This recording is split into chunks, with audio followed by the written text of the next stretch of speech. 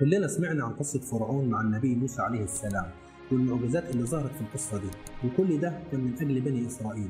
لكن كل الأحداث دي حصلت في مصر وبني إسرائيل كانوا موجودين بالفعل.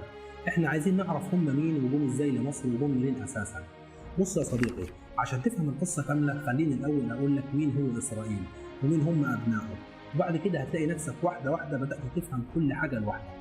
بص يا صديقي، بحسب إجماع علماء المسلمين واليهود وكمان النصارى كلهم أجمعوا إن إسرائيل ده هو النبي يعقوب عليه السلام. ومعظمنا عارف إن النبي يعقوب كان ليه 12 ولد، وكان منهم النبي يوسف عليه السلام. بكده نكون عرفنا إن يعقوب عليه السلام هو النبي إسرائيل، وأبنائه ال 12 هم بني إسرائيل. اللي جاء من بعدهم بني إسرائيل اللي هنتكلم عنهم في سياق الحلقة. لكن ركز معايا كويس، قصة بني إسرائيل بتبدأ تحديدا من وقت ما إخوة النبي يوسف عليه السلام رموه في البير، ولقاه واحد من السيارة وخدوا باعوا العزيز مصر. بعد